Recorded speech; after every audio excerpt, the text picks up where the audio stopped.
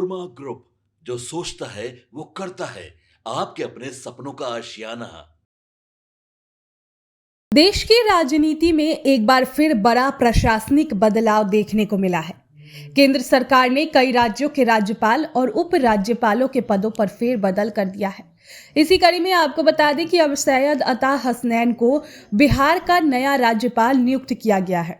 इससे पहले बिहार के राज्यपाल आरिफ मोहम्मद खान थे, जिन्होंने अब पद से हटा दिया गया है। राष्ट्रपति भवन की ओर से जारी अधिसूचना में बताया गया है कि लेफ्टिनेंट जनरल सैयद अता हसनैन अब बिहार के नए राज्यपाल के रूप में जिम्मेदारी संभालेंगे। ये फैसला ऐसे समय में आया है जब राज्य की राजनीति में लगातार हलचल देखने को मिल रही है। नीतीश कुमार इस्तीफा दे चुके हैं सीएम पद से, अब वो राज्यसभा के लिए चुनाव लड़ेंगे। आपको बता दें कि इस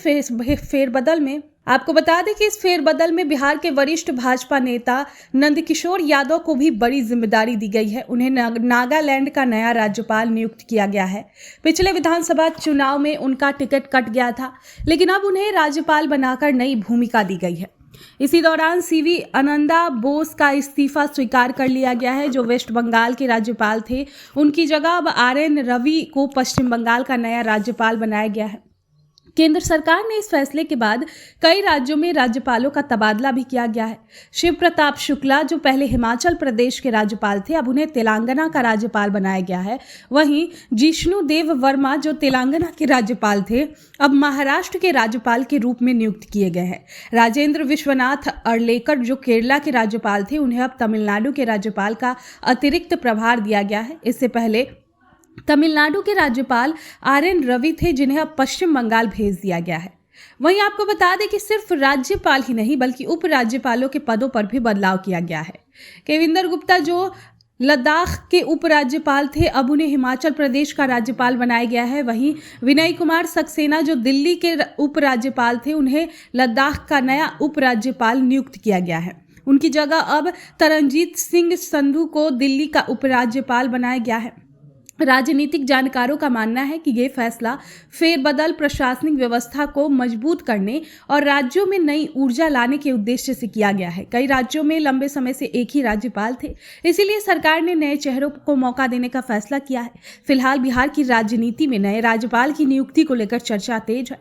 माना जा रहा है कि आने वाले समय में ये बदलाव राज्य की राजनीतिक गतिविधियों पर भी असर डाल सकता है। आपके सपनों को हमने सजाया है, ई होम्स पैनोरमा को हमने बनाया है। ई होम्स मेरा एक सपना था, जिसपे मैं पिछले 4 साल से काम कर रहा था।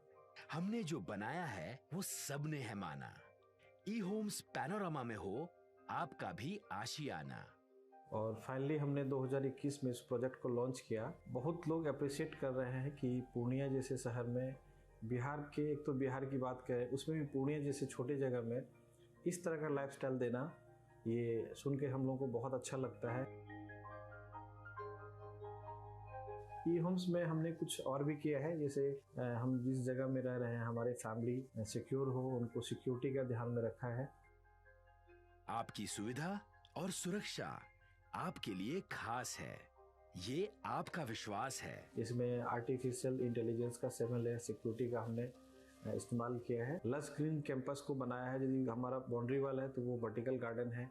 ये जितनी भी फैसिलिटी होता है एक इंटरनेशनल टाउनशिप में, ई होम्स है, ये हम लोग विश्वास नहीं कर पा रहे हैं। जो भी हमारे मित्र दोस्त या जो भी हमारे बाहर के बाहर आते हैं, तो हम लोगों को बहुत अच्छा सुनने को मिलता है और बहुत अच्छा क्रेडिट मिल रहा है। वो सारा हमने सिर्फ एक बिल्डिंग नहीं बनाया, हमें एक बहुत अच्छा लाइफस्टाइल दिया ई होम्स में, और मेरा एक सपना था जिसको मैं आज फुलफिल होते हुए देख रहा हूँ। ये आपका आवास है।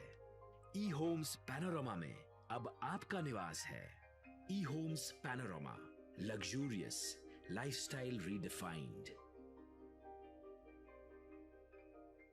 पनोरमा ग्रुप, जो सोचता है वो करता है।